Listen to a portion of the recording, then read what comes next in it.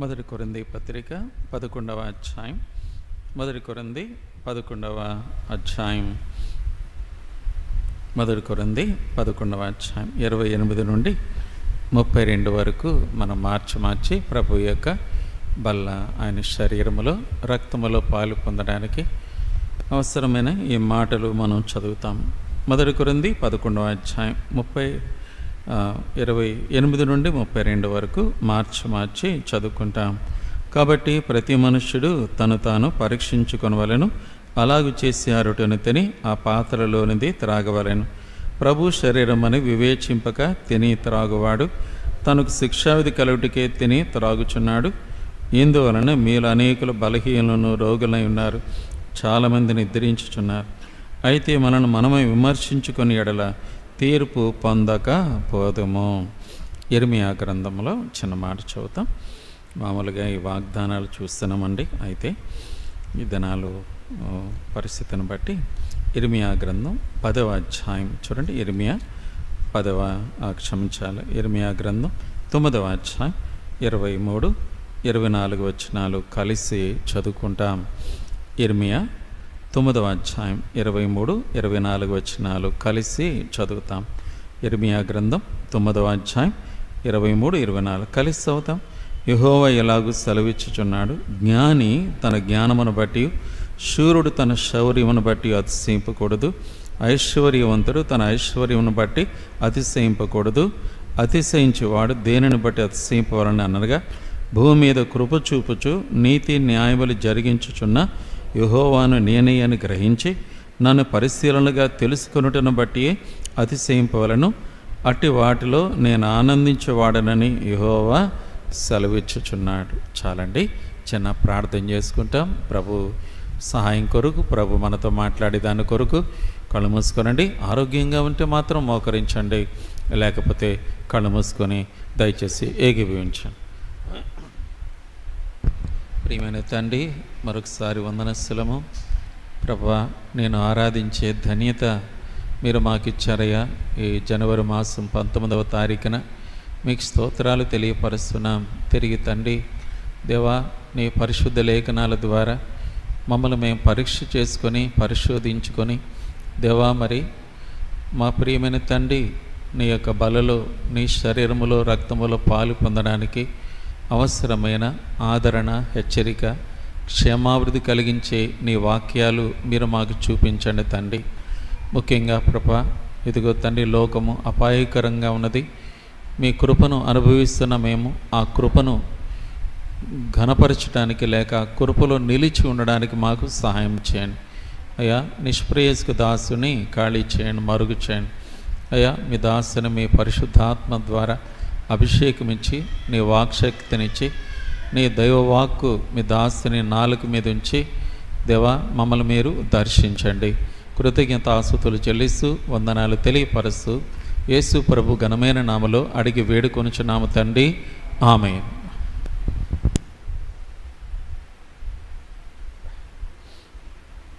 ఇర్మియా గ్రంథము 9వ అధ్యాయం 23, 24 వచనాలు. ఇక్కడ మనము చూస్తే ఇర్మియా ద్వారా, ప్రవక్త ద్వారా దేవుడు మనతో మాట్లాడుతున్న విషయం ఏంటంటే 23వ వచనం చూడండి. ఇర్మియా 9:23, జ్ఞాని తన జ్ఞానాన్ని బట్టి అతిశయించకూడదట, శూరుడు తన శౌర్యాన్ని బట్టి అతిశయించకూడదట, ఐశ్వర్యవంతుడు తన ఐశ్వర్యాన్ని బట్టి అతిశయించకూడదు. కానీ దేని బట్టి అతిశయించాలి అని అంటే ఇక్కడ ఆన్సర్ చెప్తున్నాడు 24లో, భూమి మీద కృప చూపుచు నీతి న్యాయములు జరిగించుచు ఉన్న యెహోవాను నేనే అని గ్రహింపు కలిగి నన్ను పరిశీలనగా తెలుసుకొనుటను బట్టి అతిశయింపవలెను. అట్టి వాటిలో నేను ఆనందిస్తున్నాను. అంటే దేవుడిలోనే మనము అతిశయించాలి తప్ప భూగోళం మీద మనకున్న విద్య, చదువును బట్టి కానీ, అంటే జ్ఞానాన్ని బట్టి కానీ, లేకపోతే మన శౌర్యాన్ని బట్టి, అంటే మన ఉద్యోగాలు, మన వ్యాపారాలు, అటువంటి వాటిని బట్టి కానీ, లేకపోతే మన ఐశ్వర్యాన్ని బట్టి మనము అతిశయించకూడదు అంట. పిల్లరా, ఈ దినాన్న ప్రభు బలలో చేవేసే ముందు ఇక్కడ విశ్వాసులుగా, అమ్మాయి కూర్చో, బాయ్ బాబు, అరే కూర్చో, కూర్చో, ఇలా కూర్చో, కదలక. సరే వెళ్ళి కూర్చో, చూడు మంచోళ్ళు, కూర్చో పిల్లరా. కాబట్టి ఇక్కడ ఇది మనం ఎందుకంటే ఈరోజు కొంచెం ప్రత్యేకంగా జ్ఞాపకం చేసుకుంటాం పిల్లరా. ఈ దినాల్లో మనకి తెలియనిదేం కాదు, మీలో చాలామందికి తెలుసు. ఈ దినాల్లో ప్రపంచంలో బాగా ధనికమైనటువంటి పట్టణం ఏదయ్యానంటే కాలిఫోర్నియా అంటారు. లాస్ ఏంజల్స్, కాలిఫోర్నియాలో లాస్ ఏంజల్స్ అనేది ఒక ప్రాంతం, ఒక పట్టణం. అది ప్రపంచంలోనే, అమెరికాలోనే బాగా ధనికమైన ప్లేస్ అన్నమాట. అంటే అక్కడ బాగా ధనవంతులు ఉన్నటువంటి ప్రాంతం, అది రిచ్ పీపుల్ ఉన్న ఏరియా.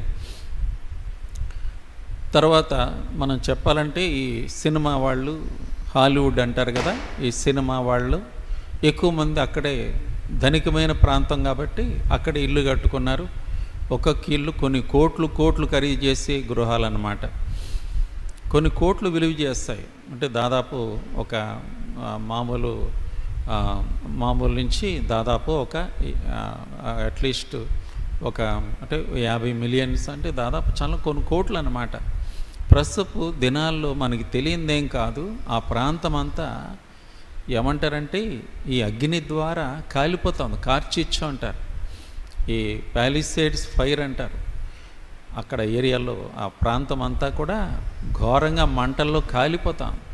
దాన్ని అమెరికాలో, ప్రపంచంలో చెప్పుకోవాలంటే ప్రపంచంలోనే వాళ్ళకు ఉన్నటువంటి క్యాపబిలిటీ, అంటే ఈ అగ్ని ఆర్పడానికి ఉన్నటువంటి క్యాపబిలిటీ హెలికాప్టర్ల ద్వారా మనకు తెలిసింది.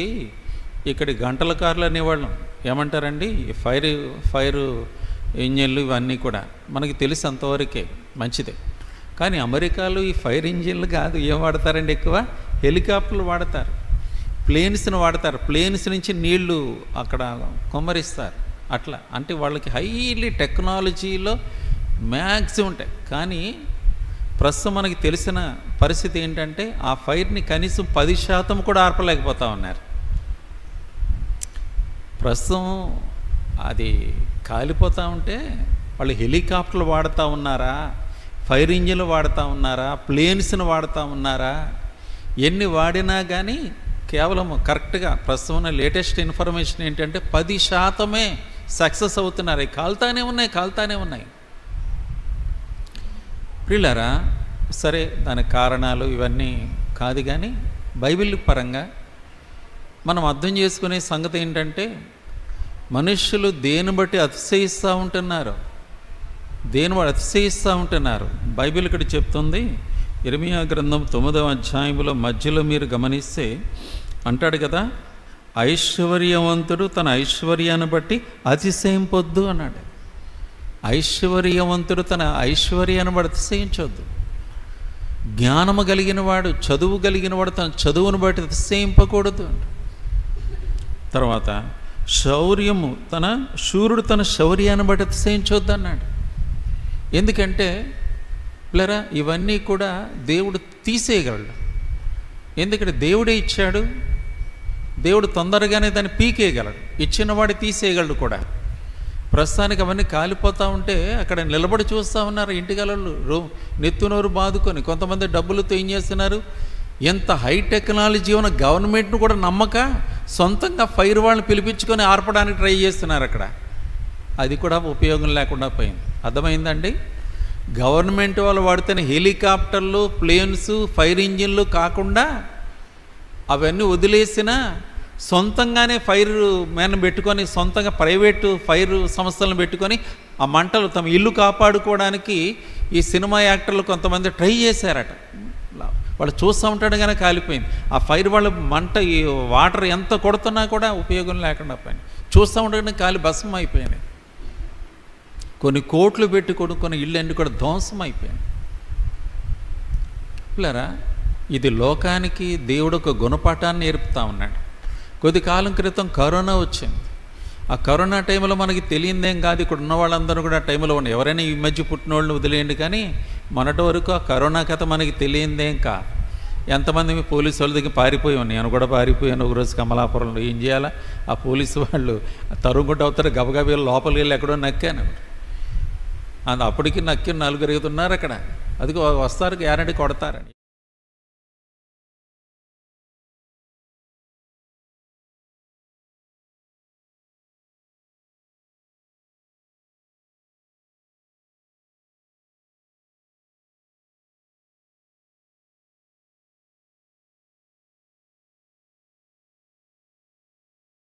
మొదటి చేతులు ఎత్తేసింది అమెరికన్సే.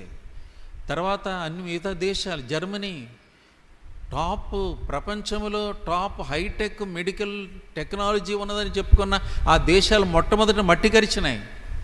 తర్వాత లేటుగా మనలాంటి భారతదేశం లాంటి దేశానికి వచ్చి చివరిలో మన దేశాన్ని తాకిపోయింది. అది ప్రియులారా, ఏం చేయగలిగింది లోకం? ఏం చేయగలిగింది? టెక్నాలజీ ఏమైనా ఉపయోగపడిందా? శవాలకు కుప్ప తిప్పలుగా పడి చేస్తున్నా కూడా ఎవరు ఏం చేయలేకపోయినారు. ఇలా దేవుడు చెప్తున్నాడు ఇక్కడ ఈ 2వ భాగంలో, అంటే 24వ వచనంలో, ఇర్మియా 9:24 చూడండి. ఇర్మియా 9:24 ఏమంటాడు?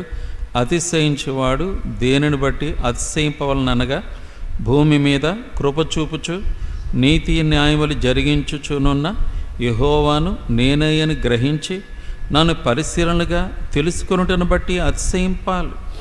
అటు వాటిలో నేను ఆనందిస్తున్నానని యెహోవా సెలవిస్తున్నాడు. లరా, ఈ దినాన్ని ప్రభు యొక్క బల్ల చేవేసే ముందు ఒకసారి గుండె మీద చేసుకో. ఈ దినాన్ని నీ చేతిలో ఉన్న గ్రంథాన్ని బట్టి నువ్వు ఎప్పుడైనా అతిశయిస్తున్నావా? ప్రార్థన బట్టి అతిశయిస్తున్నావా? ఆరాధన బట్టి అతిశయిస్తున్నావా? సహవాసాన్ని బట్టి అతిశయిస్తున్నావా? దేవుని బట్టి అతిశయిస్తున్నావా? దేవుడిచ్చిన వాగ్దానం బట్టి అతిశయిస్తున్నావా? లేకపోతే దేవుని కంటే ఎక్కువగా ఇంకేదైనా, దేవుని కంటే ఎక్కువగా ఏదైనా? ప్రపంచంలో చాలా కాలం క్రితం నెబుకద్నెజరు అని ఒక చక్రవర్తి ఉండేవాడు. అతను నెబుకద్నెజరు తన కాలంలో అంత శౌర్యము కలిగిన వాడు ఎవడు లేడు. ఎందుకంటే అది గోల్డెన్ కింగ్డమ్ అన్నమాట. బైబిల్లోనే మాట ఉంది. అతని కాలములో మరి బబులోను సామ్రాజ్యం అనేది గోల్డ్తో పోల్చబడింది. అది ఆ రోజుల్లో ప్రపంచాన్ని దాదాపు ఎక్కువ ప్రపంచాన్ని పరిపాలించింది నెబుకద్నెజరు సామ్రాజ్యం. ఓ దినం వచ్చింది, నెబుకద్నెజరు ఇలా అనుకున్నాడట మనసులో. ఏమనుకున్నాడంటే, అయ్యా, ఈ బబులోను, ఈ మహాపట్టణాన్ని, సామ్రాజ్యము, ఇదిగో చూడు, ఇవన్నీ కూడా నేను, ఆ పదం మళ్ళీ వాడాడు. చూడండి, ఊరికే ఒకసారి మీకోసం మనం చూసే దానియేలు గ్రంథం 4వ అధ్యాయం చూస్తారా? దానియేలు గ్రంథం 4వ అధ్యాయం 30వ వచనం. దానియేలు గ్రంథం 4వ అధ్యాయం 30వ వచనము నుండి చూడండి. 4వ అధ్యాయం 30వ వచనం. అంటే దానియేలు ఈ నెబుకద్నెజరు ఇట్లా అనుకున్నాడు. అమ్మా జాగ్రత్త గమనించు. నెబుకద్నెజరు తన శౌర్యాన్ని బట్టి అతిశయిస్తూ ఉన్నాడు, దేవుని బట్టి కాదు. కొంత మనసు ఎక్కడ తిరిగింది, మనసులో ఇట్లా అనుకున్నాడు. చూడండి బైబిల్ ఏమనుందో, బైబిల్లో చదివితేనే మనకు మేలు.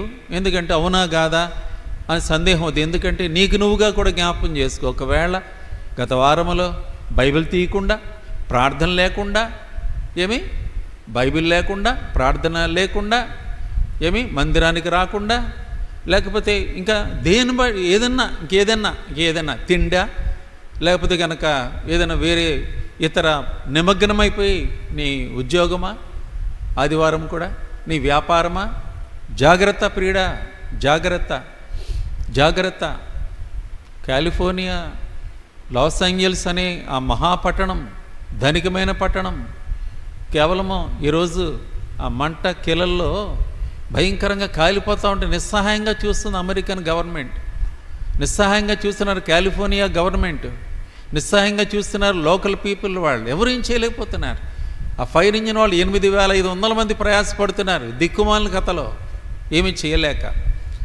ఎందుకనంటే కనుక మనం దేన్ని బట్టి అతిశయిస్తున్నాము, దేవుడు దాన్ని తీసేసే వరకే. ఒకవేళ అది నీ భర్త కావచ్చు, నీ భార్య కావచ్చు, నీ పిల్లలు కావచ్చు, ఇంకేదైనా కావచ్చు, నీ ఉద్యోగం, నీ వ్యాపారం, నీకు సంబంధించిన నీకు ఏదైనా కావచ్చు, దేని బట్టి అతిశయిస్తూ ఉన్నావు? చూడండి బైబిల్ ఏమంటుందో.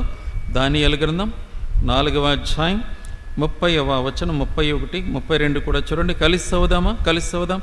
రాజు బబులోనును, ఈ మహా విశాల పట్టణము, నా బలాధికారమును, నా ప్రభావ ఘనతను కనుపరచుటకై నా రాజధాని నగరముగా నేను కట్టించింది కాదా అని తనలో తాను అనుకొనెను. రాజు నోట ఈ మాట యుండగా ఆకాశం నుండి ఒక శబ్దము వచ్చెను. ఏదనగా, రాజుకు నెబుకద్నెజరు, ఇదే నీకు ప్రకటన, నీ రాజ్యము నీ యొద్ద నుండి తొలగిపోయాను. తమ యొద్ద నుండి మనుషులు నిన్ను తరిమెదరు. నీవు అడవి జంతువుల మధ్య నివాసము చేయొచ్చు, పశువుల వలె గడ్డి మేసెదవు. సర్వోన్నతులకు దేవుడు మానవుల రాజ్యము పైన అధికారి అయి ఉండి తాను ఎవనికి దాన్ని అనుగ్రహింప నిశ్చయించునో వానికి అనుగ్రహించునని నీవు తెలుసుకునే వరకు 7 కాలములు నీకు ఇలాగూ జరుగునని చెప్పాను. 33 ఆ గడియలోనే అలాగున నెబుకద్నెజరునికి సంభవించెను. చాలు. ఈ నా బలాధికారము ఇక్కడ మీరు చూడండి, నా బలాధికారము, నా ప్రభావ ఘనత, నా రాజధాని నగరముగా నేను కట్టించింది కాదా? ప్రియుడా, అమ్మ, అయ్యా, సహోదరుడా, సహోదరి, ఇది నాన్న ఎంతో దీనంగా నేను పరీక్ష చేసుకో. కాలిఫోర్నియా ఎందుకు దేవుడు ఈ దినాల్లో చూపిస్తా ఉన్నాడో తెలుసా? లోకమంతటికి ఒక కనువిప్పు, ఒక గుణపాఠం. ఏమిటా గుణపాఠం? ఏంటో కనువిప్పు? జాగ్రత్త.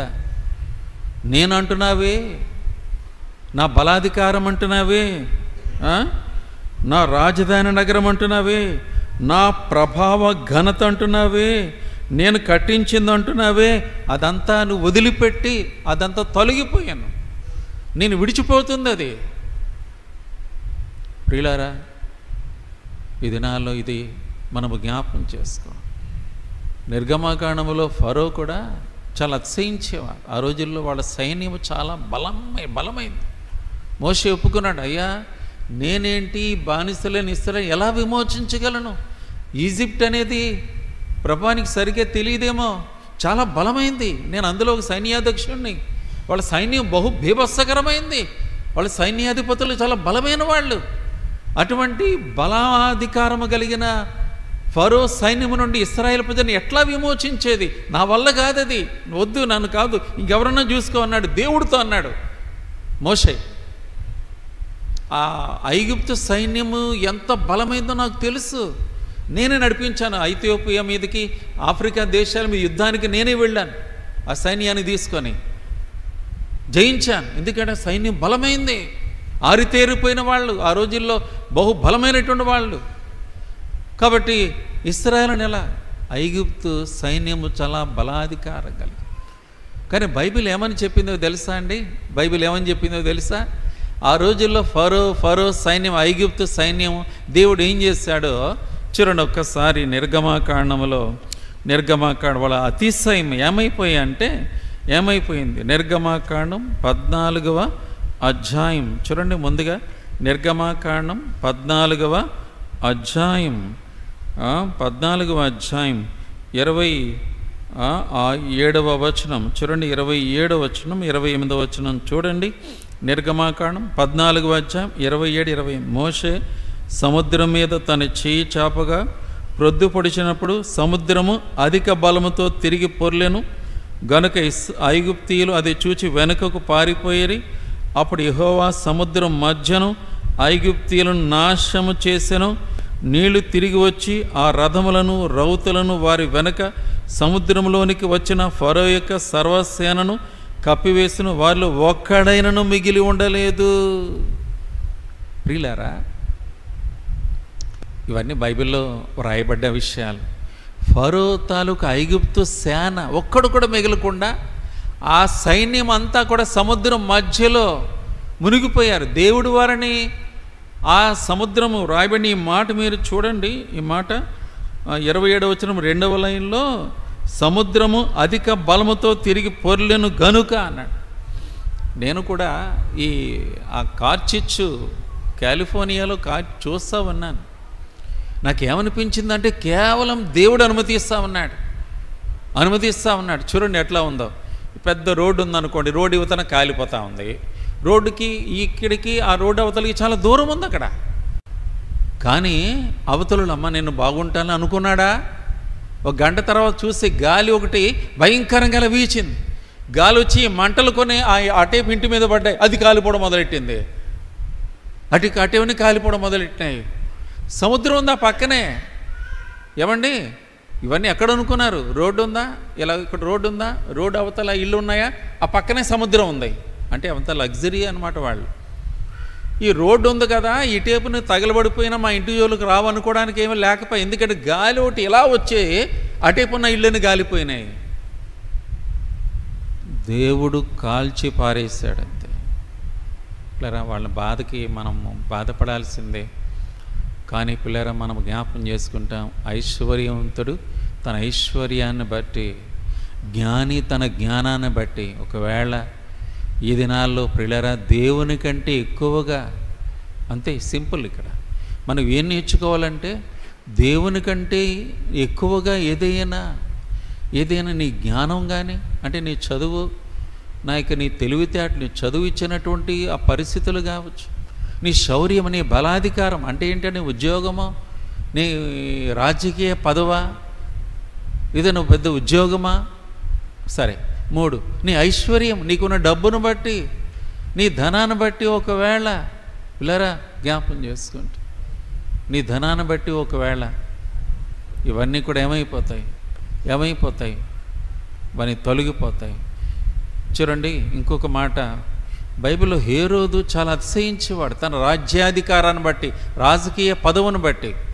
ఓ రోజు వచ్చిందట, అతని సంగతి ఏంటి చూడండి. ఇక్కడ ఆయన ఒక రాజుగా తన రాజ్యాధికారమును బట్టి, ఇక్కడ నెబుకద్నెజరు కూడా అలాగే అనుకున్నాడు. అపోస్తల కార్యాలు 12వ అధ్యాయం, అపోస్తల కార్యాలు 12వ అధ్యాయం చూడండి. ఇక్కడ 12వ అధ్యాయం 22, 21 నుంచి చూడండి. 21, 22, 23 చూడండి. 21 నుంచి 12వ అధ్యాయం, అపోస్తల కార్యాలు 12వ అధ్యాయం 21వ వచనం. వ్యక్తి ఎవరంటే హేరోదు అనేటువంటి ఒక రాజు.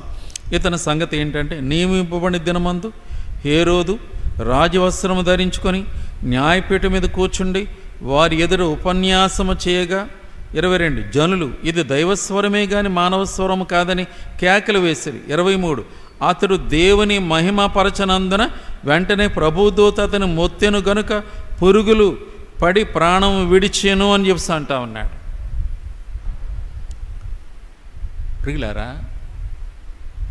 ప్రియులారా జ్ఞాపం చేసు, ఇతను తన జ్ఞానాన్ని బట్టి, తన ప్రసంగాన్ని బట్టి అతిశయించాడట. ప్రజలు కూడా అబ్బా ఇది దేవుని స్వరమే, మానవ స్వరం కాదు అని కేకలేశారట.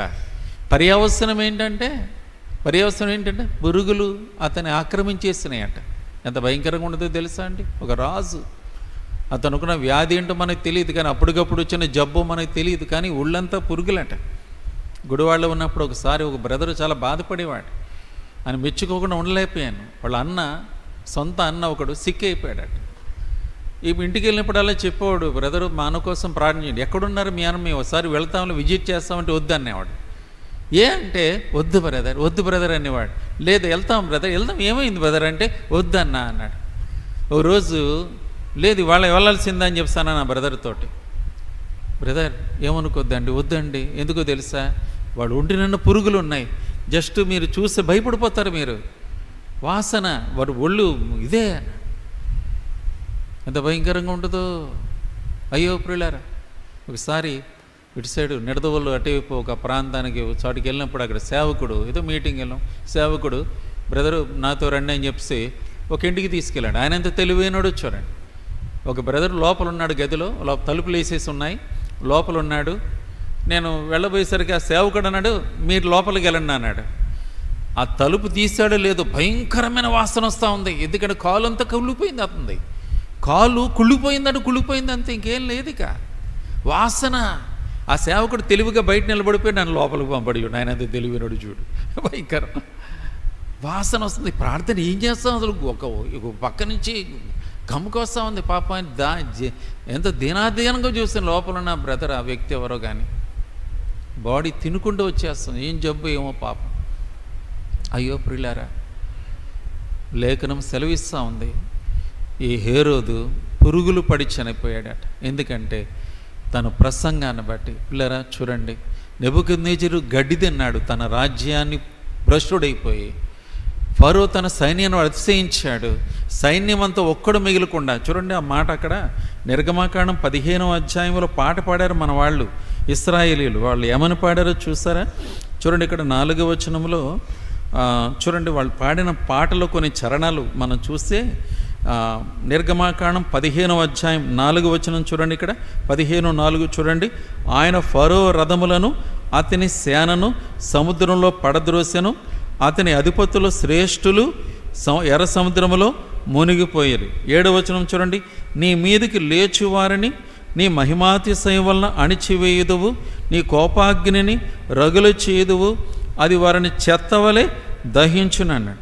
9వ వచనం చూడండి.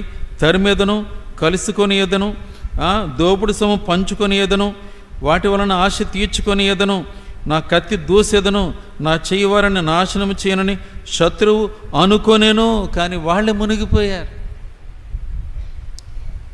వీళ్ళారా, ఇర్మియా గ్రంథం 9వ అధ్యాయంలో మన అతిశయం దేవుని బట్టి ఉండాలి పిల్లలైతే. చాలా గుణపాఠం.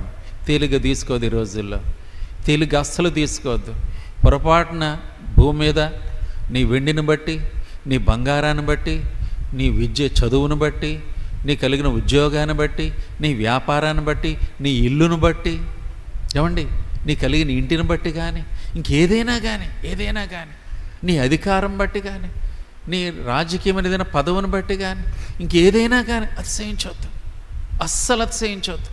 అంటే అట్లీస్ట్ దేవుని కంటే ముందు పెట్టేవానికి అవన్నీ దేవుడు ఒక్కొక్కటి తీసి అవతల పారేస్తాడు. అయ్యో ప్రియులారా, జ్ఞాపకం చేసుకుంటాం. ఎందుకంటే బైబిల్లో ఇలా అంటాడు చూడండి. కీర్తన గ్రంథం 49 ఒక మాట చూస్తారా? కీర్తన గ్రంథం 49 అక్కడ ఇలా అంటాడు. కీర్తన గ్రంథం 49 అక్కడ మీరు చూడొచ్చు. కీర్తన గ్రంథం 49 6వ వచనం చూడండి. ముందుగా 6వ వచనం ఏమంటాడమ్మా? 6వ వచనము తర్వాత 6వ వచనము 10వ వచనం 11, 12 కూడా చూడండి. 6వ వచనం ఏమంటాడు? కీర్తన 49:6 చూడండి. ఏమంటాడమ్మా? తమ ఆశయే ప్రాపకమని నమ్మి తమ ధన విస్తరతను బట్టి పొగుడు వారికి నేనేలా భయపడవలెను. చూడండి 10వ వచనం. జ్ఞానులు చనిపోదునని సంగతి అతని కనపడకపోదు, మూర్ఖులు పశుప్రాయులు ఏకముగా నశింతురు, వారు తమ ఆస్తిని ఇతరులకు విడిచిపెట్టుదురు, తమ ఇండ్లు నిరంతరము నిలుచుననియు తమ నివాసములు తరతరములకు ఉండుననియు వారు అనుకొందురు, తమ భూములకు తమ పేళ్లు పెట్టుదురు. ఘనత వహించిన వాడినను మనుష్యుడు నిలవజాలడు, వాడు నశించు మృగములను పోలినవాడు అంట. అయ్యా అమ్మా, హాలీవుడ్ యాక్టర్లు ఆ ఇంటి ముందు నిలబడి ఇదిగో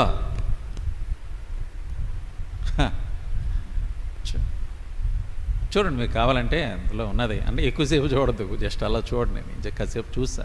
ఇది కోట్లు కళ్ళ ఎదురుండా కాలిపోతూ ఉంటే, లేదు కొంతమంది పరిగెట్టుకుని వెళ్తూ ఉన్నారు, పక్కన ఇల్లు కాలిపోతూ ఉంది, ఇల్లు ఎత్తుకొస్తుందని ఫైర్ ఫైటర్తో అంటున్నారు. నేను చూస్తాను, తొందర చూడండి చూడడం లేదు, ఏమీ లేదు, వాళ్ళు ఎలా అంటున్నారు. చూస్తూ ఉంటాడు కానీ అది కూడా కాలిపోయి, చూస్తూ ఉంటాడు కానీ కాలిపోతాం.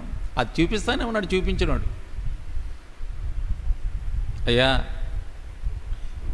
ఏమంటాడు ఇక్కడ 49:11 ఏమంటాడండి? వారు తమ ఆస్తిని ఇతరులకు విడిచిపెట్టుదురు, తమ ఇండ్లు నిరంతరము నిలుచుననియు తమ నివాసములు తరతరములకు ఉండనని వారు అనుకొందురు, తమ భూములకు తమ పేర్లు పెట్టుదురు. ఘనత వహించిన వాడినను మనుషుడు నిలవజాలడు, వాడు నశించు మృగములను పోలినవాడు అని అంటా ఉన్నాడు. చూడండి, ఇది ఎగిరిపోద్దట, కాలిపోద్ది, ఎగిరిపోద్ది కూడా. సామెతల గ్రంథం 23వ అధ్యాయం చూడండి. సామెతలు 23 4-5 వచనాలు చూడండమ్మా. ఏమంటాడు? సామెతలు 23వ అధ్యాయం 4-5 వచనాలు ఏమంటాడు? ఐశ్వర్యము పొంద ప్రయాసపడకము, నీకు అట్టి అభిప్రాయము కలిగినను దాన్ని విడిచిపెట్టుము, నీవు దాని మీద దృష్టి నిలిపిన తోడనే అది లేకపోను, నిశ్చయముగది రెక్కలు ధరించి ఎగిరిపోను, పక్షిరాజు ఆకాశమునకు ఎగిరిపోనట్లు అది ఎగిరిపోను. చూడండి ఇక్కడ మాట ఏంటంటే ఎగిరిపోద్ది అన్నాడు. అది కాలిపోద్దా? వదిలేయండి. ఎగిరిపోద్ది అది. ఏంటంటే దాని మీద దృష్టి నిలిపావంటే అది తలంపు. ఇక్కడ అదే శాశ్వతం అన్నట్టుగా దేవుని కంటే ఎక్కువగా నీకు సంబంధించిన ఈ ఐశ్వర్యాన్ని ఒకవేళ గనక నువ్వు దేవుని కంటే ఎక్కువ, బైబిల్ చదవడం కంటే ఎక్కువ, ప్రార్థన కంటే ఎక్కువ, దేవుని మీద ఆధారపడడం కంటే ఎక్కువ, లేకపోతే దేవుని మహిమపరిచేదానికంటే ఎక్కువ, లేరా అమ్మా దేవుని మహిమ ఆరాధన చేసేదానికంటే ఎక్కువ, ప్రార్థన చేసేదానికంటే ఎక్కువ, దేవుని మీద ఆధారపడడానికి ఎక్కువ, పొరపాటానికి ఒకవేళ ఎటువంటి ఉద్దేశాలు ఏదైనా ఉంటే సోదరుడా సోదరి దయచేసి మెలకు తెచ్చుకో. ఎందుకంటే ఎగిరిపోద్ది, కాలిపోద్ది. ఇక్కడ చెప్తున్న మాట ఎగిరిపోను అంటున్నాడు, ఎగిరిపోద్ది అంటా ఉన్నాడు. ప్రసంగి గ్రంథంలో ఇంకొక మాట కూడా చూడండి. ప్రసంగి గ్రంథము 4వ అధ్యాయం 8వ వచనం చూడండి. ప్రసంగి యెషయా ముందు ఉంటుంది చూడండి. ప్రసంగి గ్రంథం 4వ అధ్యాయం 8వ వచనంలో ఏమంటే తృప్తినివ్వదని చెప్పి అంటాడు. ఇక్కడ ప్రసంగి సొలొమోన్ అంటాడు. ఆయన కరెక్ట్గా చెప్తాడు, ఎందుకంటే అనుభవం ఎక్కువ ఆయనకి. ప్రసంగి గ్రంథం 4వ అధ్యాయం 8వ వచనం ఏమంటాడండి? ఏమంటాడమ్మా? ఒంటరిగా ఉన్న ఒకడు గలడు, అతనికి జతగాడు లేడు, కుమారుడు లేడు, సహోదరుడు లేడు, ఆయనను అతడు ఎడతెగ కష్టపడును. అతని కన్ను ఐశ్వర్యము చేత తృప్తి పొందదు. అతడు సుఖమనున్నది ఎరగక ఎవరి నిమిత్తం కష్టపడుచున్నానని అనుకొనడు. ఇది వ్యర్థమైనది, బహు చింత కలిగించేదంటాడు.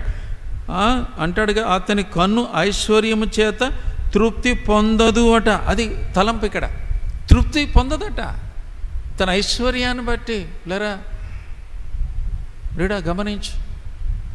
ఒకటి కాలిపోద్ది, ఎగిరిపోద్ది, తృప్తినివ్వదట. అసలు తృప్తినివ్వదు. ఇంకో చోట అంటాడు కదా, నాశనాన్ని కలిగిస్తుంది అంటాడు. అంటే దేవుని కంటే ఎక్కువ ఇది అన్నీ కూడా పిల్లరా గమనించండి. నువ్వు బాగా దేవునికి మిక్కిలి భయపడివాడవై ఉండి దేవుని మార్గాలు నడుస్తూ అబ్రహాములాగా ధనవంతుడవైతే నీ అంత ధన్యుడు ఇంకోడు లేడు. అబ్రహాములాగా, అబ్రహాం మిక్కిలి ధనవంతుడు, కానీ దేవుడు తర్వాత అవన్నీ కూడా. ఒక రోజు వచ్చింది అబ్రహాముకి, ఆ యొక్క సొదొమరాజు వచ్చాడు అబ్రహాం దగ్గరికి. వచ్చి అన్నాడు, అబ్బా అబ్రహాం ఎంత బలం, ఎంత శక్తి, how strong you are Abraham, how strong you are, ఎంత గొప్పవాడు, ఎంత ఘనవంతు అన్నాడు. ఎందుకంటే ఆ సోదమ్మ రాజులు మరి ఆ సంబంధించిన వాళ్ళందరూ ఇక్కడ ఇరుకోపడి లోతును బట్టి అబ్రహాం యుద్ధానికి వెళ్ళాడు. అసలు 5 రాజుల మీద అబ్రహాం నెగ్గాడు. తద్వారా ఏమైందంటే ఆ ఆస్తి యావత్తు కూడా ఇతనికి వచ్చేసింది. ఎందుకంటే ఎవడు నెగ్గాడో ఆ దోపుడు సొమ్ము అంటారు, అదంతా అబ్రహాం కంట్రోల్లో ఉంది. కాబట్టి సొదొమరాజు వచ్చాడు, అన్నాడు కదా, అబ్రహామా చూడు, ఆ మనుషులు నాకు ఇవ్వు చాలు, ఆ ఆస్తి అంతా సొత్తంతా నీకే అన్నాడు. పిల్లరా, దానికి ముందే కరెక్ట్గా మనకి తెలిసిందే, మెల్కీసెదెకు వస్తాడు అక్కడికి. యేసు ప్రభు మెల్కీసెదెకు వచ్చి ఏమంటాడో తెలుసా? అబ్రహామా, దేవుని కృప ద్వారా నువ్వు గెలిచావు, దేవుడు నీకు ఆ శక్తినిచ్చాడు, నువ్వు గెలిచావు, అందుకే నువ్వు గెలిచావు. దేవునికి మహిమ కలుగును గాక నీ ద్వారా. ఇదిగో ఈ ద్రాక్షరసం త్రాగు, అబ్రహామా ఇదిగో ఈ రొట్టె తిను అన్నాడు. తద్వారా అబ్రహాం దీనాతి దీనుడై, అవును అవును దేవుని కృప ద్వారా నెగ్గానంతే. సొదొమరాజు ఇప్పుడు వచ్చాడు, అబ్రహామా ఈ ధనమంతా తీసేసుకో అన్నాడు. అబ్రహాం ఏమంటాడు తెలుసా అండి? ఏమంటాడు తెలుసా? చూడయ్యా సొదొమరాజా, ఇందులో నాకు నూలిపో కూడా నాకు వద్దు, నువ్వు పట్టుకుపో, నాకేమొద్దు ఇందులో. నేనే అబ్రహామును ధనవంతునిగా చేస్తాను చెప్పక ఉండినట్టు ఇందులో నాకేది కూడా వద్దని రిజెక్ట్ చేశాడు అబ్రహాం. ఇలా ఎంత అద్భుతమైన సంగతో, ఎంత ఆశ్చర్యకరమైందో. అబ్రహాము ఒకవేళ ఎక్కడైనా పొరపాటు పడతాడేమోనని ఆ దినాన్న దేవుడు మెల్కీసెదెకును పంపాడు. అనగా మెల్కీసెదెకు యేసు ప్రభును పోలి ఉన్నాడు. యేసు ప్రభు ఏం తీసుకొచ్చాడంటే ఆయన సిలువ బలియార్పణ, మానవుని అతిశయాలన్నీ కూడా అక్కడికే పోతాయి, అవన్నీ కూడా కేవలం మట్టి కరిసిపోతాయి. కానీ అతిశయం అనేది దేవుని బట్టే. మన ఉద్యోగం, మన వ్యాపారం, మన చదువు, మనకు సంబంధించిన ఏదైనా కూడా దేవుని బట్టే మన అతిశయం అంతా కూడా. అబ్రహాం అక్కడ మేల్కొని వెంటనే తిరస్కరించాడు సొదొమ రాజుని, సాతానుని తిరస్కరించాడు. ప్రియుడా, నువ్వేమంటావు ఇదే నాన్న బలలో ఎందుకు పాలు పొందుతున్నావు?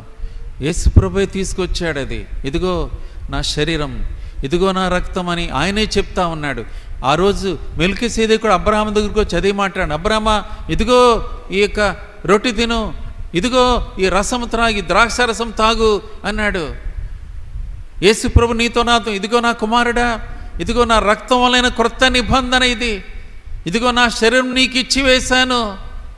ఈ లోకములు దేన్ని చూడక, దేని యందు అతిశయపడక, దేన్ని మనసులో. సంగీ గ్రంథమే 5వ అధ్యాయం 13వ వచనం చూడండి. ఇదే పక్కది 5వ అధ్యాయం 13, ప్రసంగి 5వ అధ్యాయం 13వ వచనం ఏమంటాడమ్మా? సూర్యుని క్రింద మనస్సునకు ఆయాసకరమైనదొకటి జరుగుట నేను చూచితిని, అదేదనగా ఆస్తి గలవాడు తన ఆస్తిని దాచిపెట్టుకొని తనకు నాశనము తెప్పించుకొనును అంటాడు. ఆస్తి గలవాడు తన ఆస్తి దాచిపెట్టుకొని దానిని తనకు నాశనము తెప్పించుకుంటాడంటాడు. నాశనానికి అంటాడు. పిల్లరా జాగ్రత్త, దాచిపెట్టుకుని నాశనాన్ని తెచ్చుకుంటాడు. దాన్ని కరెక్ట్గా ఏ భాష వాడతారని ధనమోసం అంటాడు. బైబిల్లో దాన్ని ఏమంటారో తెలుసా అండి? ధన మోసము అంటాడు. ధన మోసము, ధన భోగం అని ఇంకో చోట అంటాడు లూకాసు వార్తలో కూడా. చూడండి ఈ మాట చూడండి, ధన మోసం అంటే. మత్తయి సువార్త 13వ అధ్యాయం 22వ వచనం చూడండి. మత్తయి సువార్త 13వ అధ్యాయం 22వ వచనం చూడండి. 13:22 అక్కడ ఇక విత్తనం విత్తే ఉపమానంలో ఉంటుంది. అది 13:22 చూడండి. మత్తయి సువార్త 13:22 ఏమంటాడో తెలుసా? ముండ్ల పొదల్లో విత్తబడినవాడు వాక్యము వినువాడే కానీ ఐహిక విచారము ధనమోసము. అది ఇక్కడ ఈ మాట చూడండి, ధనమోసము ఆ వాక్యం అణిచివేయను గనక వాడు నిష్ఫలుడు అంటాడు. ధనమోసము.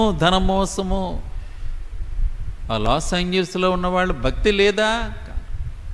వాళ్ళు ఒకరిద్దరు మాట నేను విన్నాను. ఏమని విన్నానంటే మేము తిరిగి సంపాదిస్తామండి, దేవుని కృప ద్వారా మళ్ళీ అంటలే, రాదు బ్రదర్, అది రాదు, వాళ్ళకి రాదు. మేము తిరిగి సంపాదించుకుంటాం, మీరు కట్టుకుంటాం, ఇది తిని మేము కట్టుకుంటాం. దేవుడు మళ్ళా గాలి తెరిపించాడని. దేవునికి మహిమలా, దేవునికి ఘనతలే వాళ్ళ మధ్యలో. వాళ్ళ అతిశయం, దేవుడితో మాకేం పని అన్నట్టుగా ఉన్నారు. ధనమోసం చూడండి. ఇది అలా ఉంచి ఒకసారి ఒక దైవజనుడు అంట బాధపడుతూ ఉన్నాడట, ఎంతో విసిపోతూ ఉన్నాడు. ఈ ధనవంతులు వాళ్ళ గర్వం, వాళ్ళ అహంకారం చూసి నేను ఇంత భక్తి చేస్తుంటే వాళ్ళే బాగున్నట్టున్నారని ఎందుకో సైతాన్ మైండ్ పుట్టించాడు ఆయనకి. సైతాన్ మైండ్ తీసుకొచ్చేసాడు. ఏ మైండ్ తెలుసా? మేము ఎంత కష్టపడతా ఉన్నామో, ఎంత చేస్తూ ఉంటున్నామో, ఏం లాభం భక్తి చేసే అనుకుంటా ఉన్నాడట. చూడండి ఒకసారి కీర్తన 73 చూడండి. కీర్తన 73 అక్కడ మీరు చూడండి. 73వ కీర్తన, Psalm 73 73 కీర్తన.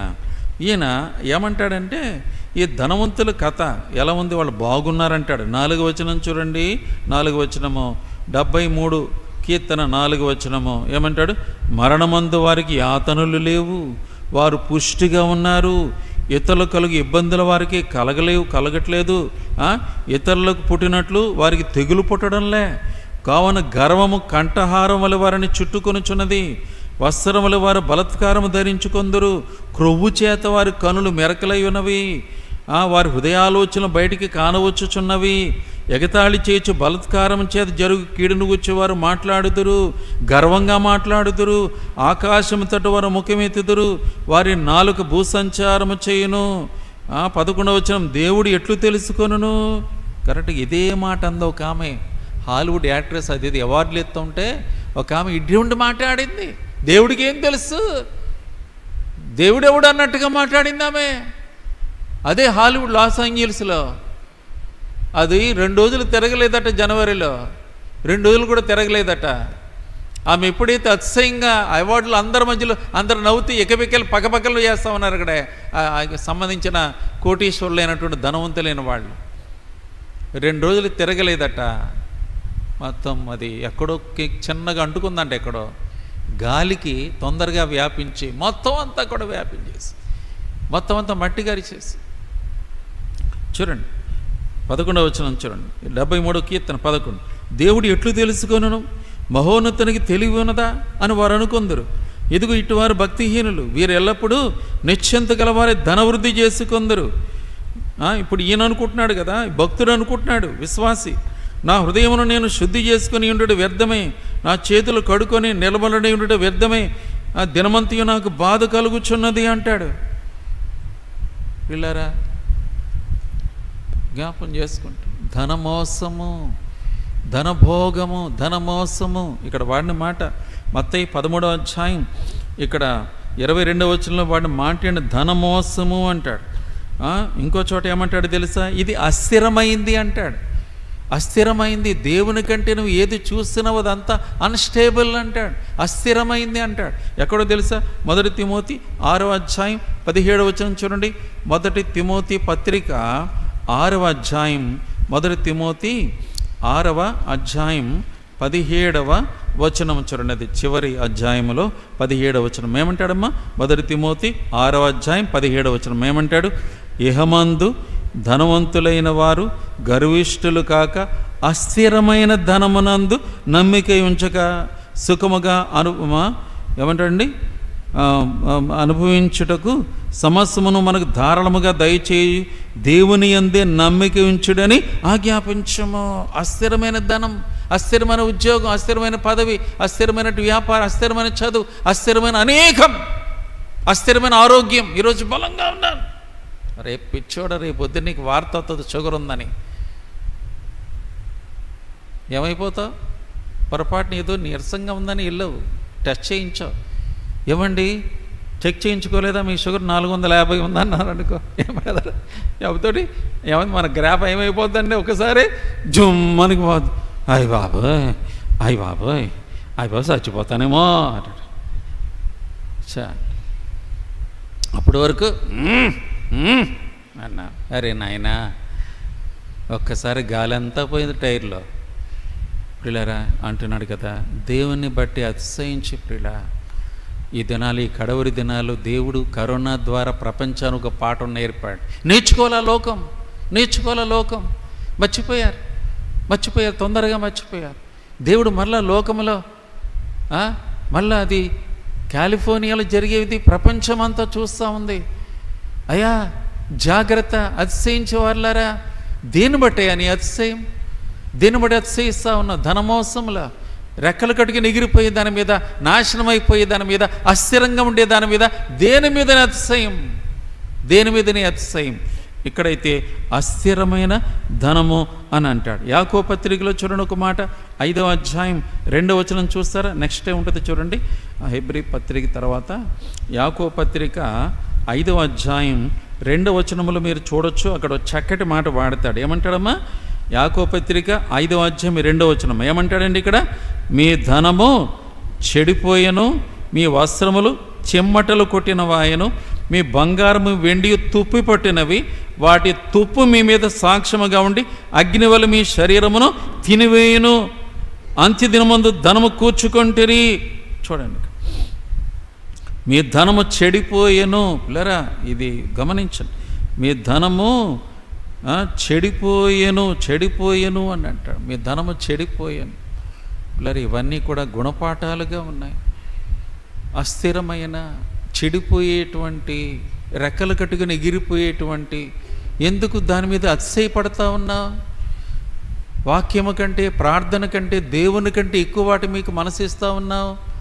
నువ్వు అసలు టైమే ఉన్నట్లా బైబిల్ తీయడానికి, ప్రార్థన చేయడానికి టైంలే, దేవుని మందిరానికి వచ్చి రావడానికి టైంలే. అయ్యా ఈ లోకములు అనేక వాటి కొరకు టైం ఉంది నీకు. ఎందుకంటే నీ మనసంతా లోకం మీద ఉంది. ప్రియుడా మేలుకో, మేలుకో, మేలుకో. దేవుడు మనకి ఈ లోకానికి గుణపాఠం నేర్పుతూ ఉన్నాడు. లోకానికి కనువిప్పు కొరకే దేవుడు మాట్లాడుతూ ఉన్నాడు సంఘటనలను బట్టి. జాగ్రత్త, జాగ్రత్త, తప్పించుకోలేవు. దేన్ని నువ్వు మనసు పెడుతున్నావు అని రెక్కలు కట్టుకుని ఎగిరిపోతాయని చెప్తున్నాడు. దేన్ని నువ్వు ఎక్కువగా మనసిస్తున్నావు, దేని మీద ఎక్కువగా మనసు పెడుతున్నవన్నీ కూడా కాలిపోతాయి, ఎగిరిపోతాయి, అస్థిరమైనవి. ధనమోసం అది. చూడండి ఇంకొక మాట కూడా చూడండి. ఇక్కడ మనం చూస్తే లూకా సువార్త 18వ అధ్యాయం 24వ వచనం చూడండి. లూకా 18, 24 లోకా సువార్త 18వ అధ్యాయం 24వ వచనం. అక్కడేమంటాడండి? లోకా సువార్త 18వ అధ్యాయం 24వ వచనం ఏమంటాడండి? యేసు ప్రభు చెప్తాడు ఇక్కడ. అసలు యేసు అతన్ని చూచి ఆస్తి గలవారు దేవుని రాజ్యంలో ప్రవేశించడం ఎంతో దుర్లభం అంటాడు. ఆస్తి గలవారు దేవుని రాజ్యంలో ప్రవేశించడం ఎంతో దుర్లభం అని వాడాడు. ఎందుకు దుర్లభం అంట? కిందన చూడండి, కిందన 25 వచనం. ధనవంతుడు దేవుని రాజ్యంలో ప్రవేశించట కంటే సూది బెజ్జములు ఒంటి దూరట సులభమని చెప్పాను. ఇది విన్నవారు అలాగైతే ఎవడు రక్షణ పొందగలడని అడుగుగా ఆయన మనుషులకు అసాధ్యమని దేవునికి సమస్తమును సాధ్యములని చెప్పాను. ఇలా ఇక్కడ గమనించాం. ఆస్తి కలవారు దేవుని రాజ్యంలో ప్రవేశించుట అసాధ్యమని అంటాడు. చూడండి ఇక్కడ లోకా సువార్త 19వ అధ్యాయంలో మనకి తెలిసిందే ఈ భాగం. దాన్ని కూడా చూడండి. లోకా సువార్త 12వ అధ్యాయం, లోకా సువార్త 12వ అధ్యాయం ఇక్కడ 17వ వచనములో 16లో చూడండి ఒకసారి. మనకు బాగా తెలిసింది అనుకోండి. ఆయన చూడండి ఒకసారి. లోకా 12వ అధ్యాయం 16 నుంచి. మరియు ఆయన వారితో ఈ ఉపమానము చెప్పాను. ఒక ధనవంతుని భూమి సమృద్ధిగా పండాను. అప్పుడు అతడు నా పంట సమకూర్చుకున్నట్టుకు నాకు స్థలము చాలదు గనుక నేనేమి చేతునని తనలో తను ఆలోచించుకొని నేను ఎలాగూ చేతును, నా కొట్లు విప్పి వాటికంటే గొప్పవాటిని కట్టించి అందులో నా ధాన్యమంతటిని నా ఆస్తిని సమకూర్చుకొని నా ప్రాణముతో నా ప్రాణమా అనేక సంవత్సరములకు విస్తారమైన ఆస్తినికి సమకూర్చబడి ఉన్నది. సుఖించము, తినుము, త్రాగుము, సంతోషించమని చెప్పుకుందని అనుకొని. 20 అయితే దేవుడు వెర్రివాడా ఈ రాత్రి నీ ప్రాణము, వెర్రివాడ ఈ రాత్రి నీ ప్రాణము పోతే నీ కథ ఏంటి, నీ ఆస్తి ఏంటి, నీ ధనం ఏంటి, ఏందయ్యా నీ సంగతి ఏంటి? పిల్లరా, ప్రభు సన్నిధిలో ఉన్నాం. ప్రభు బల్ల పాలు పొందే ముందు ప్రభు నీతో మాట్లాడుతూ ఉన్నాడు. బిడ్డ, గత వారం బైబిల్ చదివావా? అసలు నేను గమనిస్తున్నాను. నిన్ను వేరే దాని మీద ఎంతో మనసు పెడతా ఉన్నావు. వేరే దాని మీద ఎంతో మనసుందా నీకు, కానీ నాకు టైం ఇవ్వడం లేదు నువ్వు. నాకు టైం ఇవ్వడం లేదు నువ్వు. ఇలా జాగ్రత్త. ఇశ్రాయేలు ప్రజలు అమ్మ గమనించాం.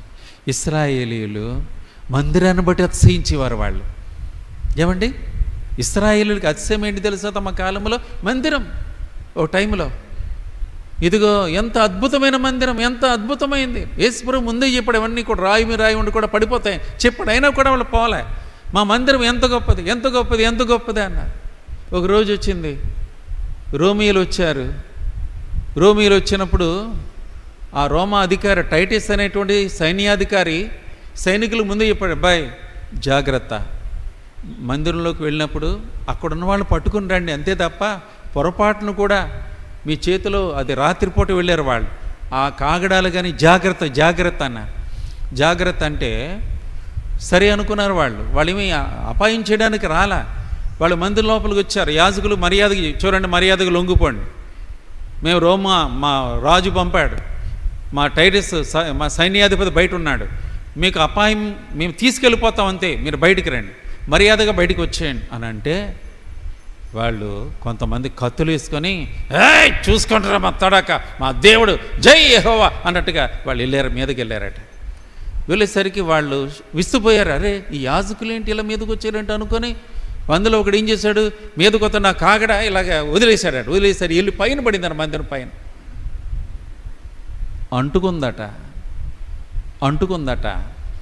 తగలబడిపోవడం ప్రారంభించింది.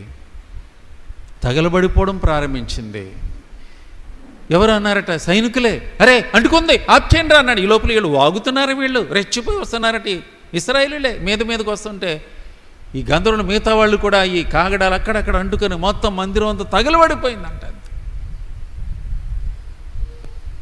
యేసు ప్రభు చెప్పాడు, లోకా 21 కదండి, మత్తయి 24 కదా? కాదు, మత్తయి 24 కదా. రాయి మీద రాయి వండుకుండా ఇవన్నీ కూడా కూలిపోతాయని చెప్పలా? జరిగిన సంభవం అది. రోమా యేసుప్రభు శిలువ అనంతరం దాదాపు 40 సంవత్సరాల తర్వాత జరిగిన సంఘటన అది. ఆ మందిరం అంతా కూడా ఘోరాతి ఘోరంగా కాలిపోయిందట. దాని గురించి అంటారు, ఇది దూరం నుంచి కూడా ఒక నిప్పు రవ్వలి ఆ మందిరం అంతా కూడా. ఎందుకంటే సొలొమోను ఎంతో బ్రహ్మాండంగా కట్టాడు, ఇది అంతా కాలిపోయింది. పిల్లరా, మందిరాలు అతిశయం దండగా వద్దు. ఎంత అతిశయం, అయ్యో ఎంత అతిశయం. నేను కూడా గతంలో ఒక మందిరంలో గురించి నేను ఎరుగుతాను. ఎంత అతిశయమో, ఎంత అతిశయమో. వాళ్ళ మందిరం అది పెద్ద మందిరం ఏం కాదు కూడా, అది కూడా చిన్నదే. ఆయన కూడా మా మందిరం అనేది మా మందిరం ఎంత గొప్పదో అనేది పిచ్చక్క అనుకునేది నేను. ఎంత పిచ్చోళ్ళే బాబారు అనుకునేది, ఎంత పిచ్చోళ్ళే. అయ్యా, సంఘం ముఖ్యం, మందిరం కట్టడం కాదు ముఖ్యమైనది. మందిరం, సంఘం, విశ్వాసాలు ముఖ్యం, వాడు బాగోగులు ముఖ్యం, అంతే తప్ప ఈ కట్టడాలు ముఖ్యం కాదు. ప్రియ దేవుని బిడ్డలారా, దయచేసి ఈ దినాన్న ప్రభు బలలో చీవేసే ముందు ఈ దినాన్న దయచేసి గమనించుకో. ఏదైతే నీకు ఎక్కువగా ఉందో దేవుని కంటే, దేవుడు దాన్ని తీసేస్తాడు. జాగ్రత్త, కాలిపోతుంది, రెక్కలు కట్టుకుని ఎగిరిపోతుంది. జాగ్రత్త, నేను వదిలిపెడుతుంది అది జాగ్రత్త. అది ఏదైనా కావచ్చు కాక, జాగ్రత్త జాగ్రత్త. లోకానికి దేవుడు కాలిఫోర్నియా, లాస్ ఏంజల్స్ ద్వారా చెప్పే పాఠం అదే. అతిశయించేవాడు ప్రభువును బట్టి అతిశయించాలా.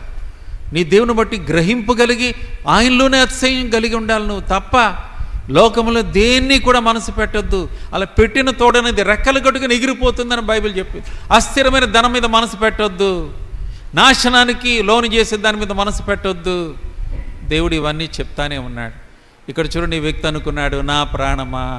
చూడండి ఇక్కడ ఎన్నిసార్లు అంటాడండి, ఎన్నిసార్లు అంటాడమ్మా. లోక 12 ఇక్కడ 17వ వచనంలో అంటాడు, నా పంట. చూసారా, నా పంట.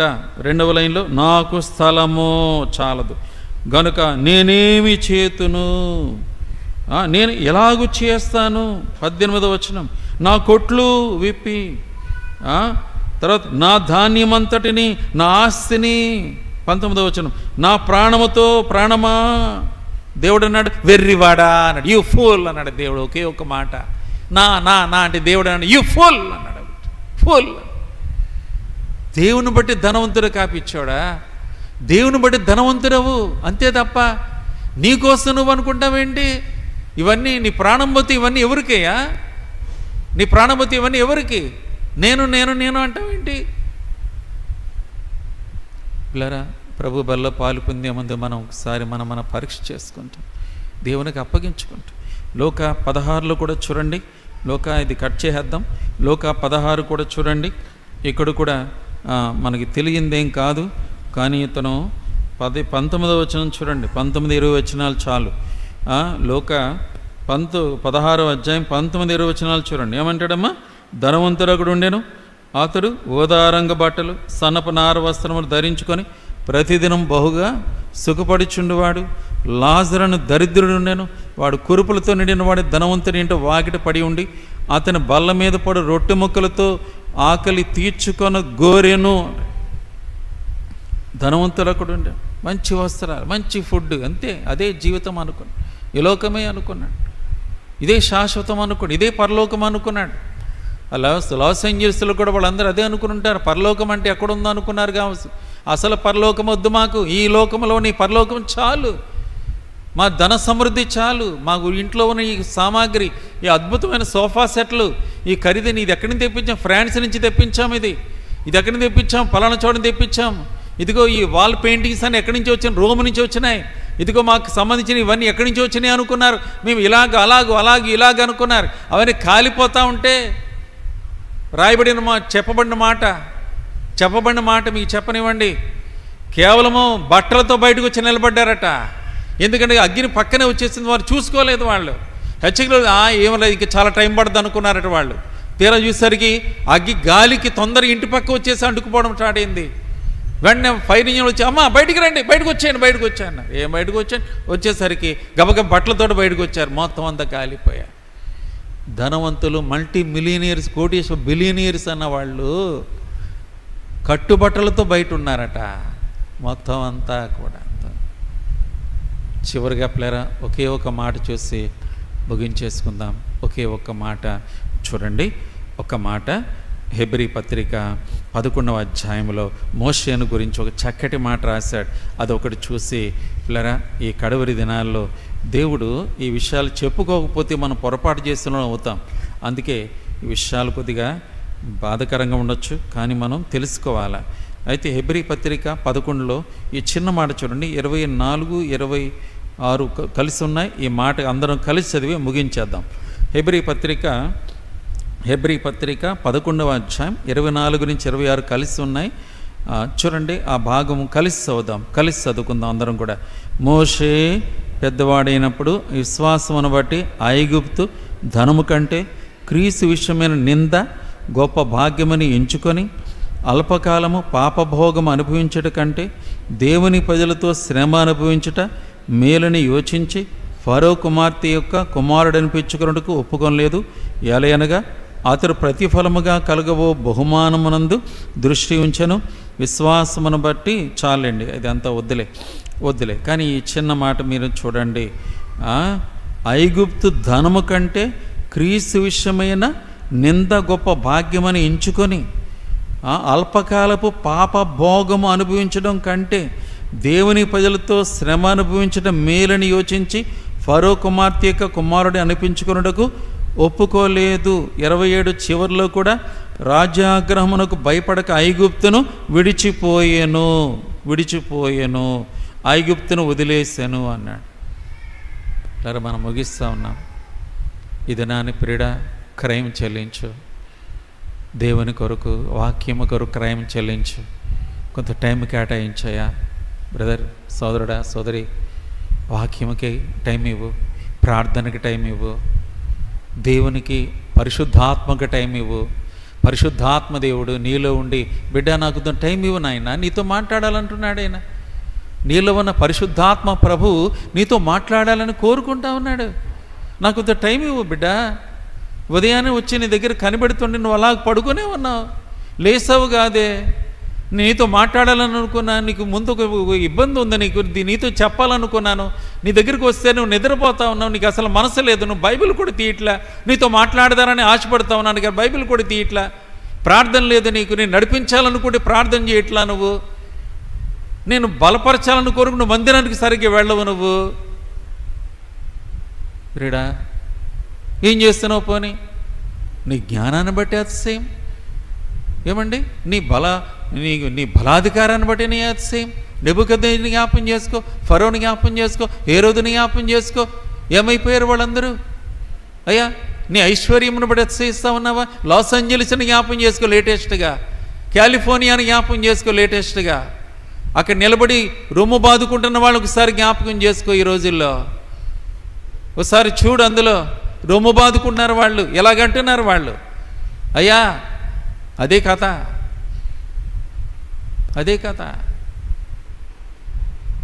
వద్దు ప్రియుడా, అదిగో ప్రభు యొక్క శరీరం రక్తం పాలు పొందే సమయంలో దేవునికి అప్పగించుకో. ప్రభా నీ విషయమైన నింద నాకు కావాలా? ఐగుప్తు ఈ పాప భోగము కంటే క్రీస్తు విషయమైన నింద, క్రీస్తు విషయమైనటువంటి పరిచర్య, వాక్యం, ప్రార్థన, ఆత్మీయత, ఆత్మీయ జీవితం, ఆత్మీయ ఎదుగుదల, ప్రార్థనా జీవితం, ఆరాధనా జీవితం, ప్రార్థనా జీవితం, పరిచర్య జీవితం, ఆత్మీయ ఎదుగుదల, అది నాకు ప్రాముఖ్యమైనదే ఉండునుగాక. భౌతికమైన క్షయమైపోయే, నాశనమైపోయి అస్థిరమైన, ఎగిరిపోయేటువంటి, నాశనాన్ని కలుగు చేసేటువంటి మనం చదివాం కదా, అవి వద్దు, అవి కాదయ్యా. ఆత్మ సంబంధమైన వాటిని వెతకడానికి, నీ నీతిని, రాజ్యాన్ని ముందు వెతకడానికి నాకు సహాయం చేయి ప్రభా, నాకు సహాయం చేయని అడుగు. వచ్చిన ప్రార్థన చేయ మనసులో, ప్రభా నీ నీతిని, రాజ్యాన్ని వెతకాలయ్యా, అది నాకు నెంబర్ 1గా ఉండేలా చేయి. మిగతావన్నీ సెకండరీ. అబ్రహాం వెతికాడు ఆయన నీతిని, రాజ్యాన్ని, దేవుని చిత్తం కనుక్కుంటూ వెళ్ళాడు. ఆ ధనం అనేది వెంట వచ్చేసింది. అబ్రహాం మిక్కిలి ధనవంతుడయ్యాడు, ఆయన కూడా దాని మీద మనసు లేదు అతనికి. ఎందుకంటే హెబ్రీ 11వ అధ్యాయంలో గుడారపు జీవితాన్ని జీవించాడని. అబ్రహాము పునాదులు గల పట్టణము కొరకు ఎదురు చూశాడని రాయబడింది. అంతేగాని తన వెనకాలను గొర్రెలు, ఆ మందలు, తనకున్న అవన్నిటిని బట్టి అతిశయించాలి అబ్రహాము. ఇస్సాకు, యాకోబులు దేని బట్టి అతిశయించారంటే దేవుడు నిర్మిస్తున్న పరలోక మహిమారాజ్యం, పునాదులు గల పట్టణము కొరకు అతిశయించారు వాళ్ళు. నువ్వు దేని మీద మనసు పెట్టావు? బలలో పాలు పొందే ముందు అదిగో ప్రభు నీకోసం ప్రాణం పెట్టిన, నీ కొరకు సిల్లు వేలాడిన నీ ప్రభు ఈ పాప భోగము వద్దు బిడ్డా అంటూ ఉన్నాడు. బిడ్డ అది వద్దు, దానికంటే ముఖ్యంగా ఆత్మీయతను వెతుకు, నా నీతిని రాజ్యాన్ని వెతుకు అంటున్నాడు ప్రభు. ఆ స్వరాన్ని విను, అది నీతిగా చేసుకో, నీకు మేలు. ప్రభు ప్రేమగల దేవుడు ఈ వాక్యాలు మన కొరకు ఆశీర్వదించి మనతో మాట్లాడును గాక. ఆమేన్. కళ్ళు మూసుకోనండి. యోగ్యంగా ప్రభు బలను సమీపిస్తాం పిల్లరా, బలలో యోగ్యంగా పాలు పొందాం. గత వారం నిర్లక్ష్యంగా ఉన్నావేమో, అసలు బైబిలే తీయలేదు నువ్వు, అసలు ప్రార్థనే లేదు నీకు. అసలు బైబిల్ తీసావా? ప్రార్థన ఉందా? గత ఆదివారం మందినికి వచ్చావా? కొన్ని ఉద్యోగాన్ని బట్టి వారంలో రాలేకపోయావు. కనీసం ఒక అవకాశం ఉండి కూడా సిద్ధపాడ ప్రార్థనకు వచ్చావా? ఒక సంఘ ప్రార్థనకు వచ్చావా? బైబిల్ స్టడీకి రాగలిగావా? లేదు కదా. బిడ్డ పరీక్ష చేసుకో, దేవునికి అప్పగించుకో.